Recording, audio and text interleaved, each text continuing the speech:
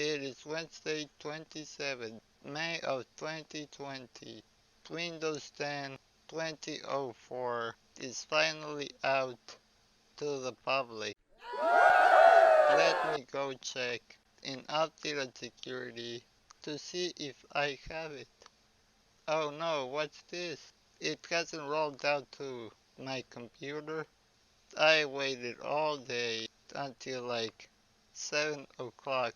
That's when I decided I was going to force it. Yeah, you heard right. I'm going to force it. I will go to the Windows 10 update website and do it manually. I know. They say that all Windows 10 updates are very dangerous. I don't pay attention to any of the people that say that. I do not know if I am lucky or what, but I have never had any problems with any of the updates. Knock on wood. Do not jinx it. But even when I have no problems, I still back up my important files because you never know what can happen when you update an operating system. I'm going to do it, guys. Let's see how it goes. Oh no, I'm about to break my computer by installing a very bad update.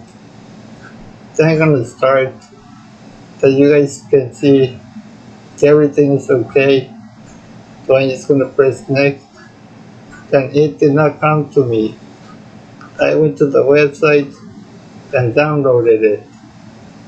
So I will come back to you guys when this is at 100. Well, I did it, guys.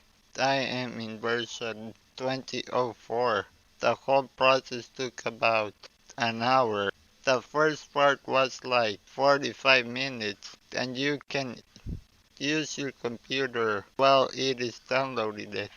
The second part, you cannot use your computer. That part only lasted about 15 minutes. This has a lot to do with the storage that you have. Whether you have a hard disk drive, an SSD, or a M.2 SSD. I have an M.2 SSD, so if you have a hard drive, it can take about 30% more time. This was Mr. TikTok.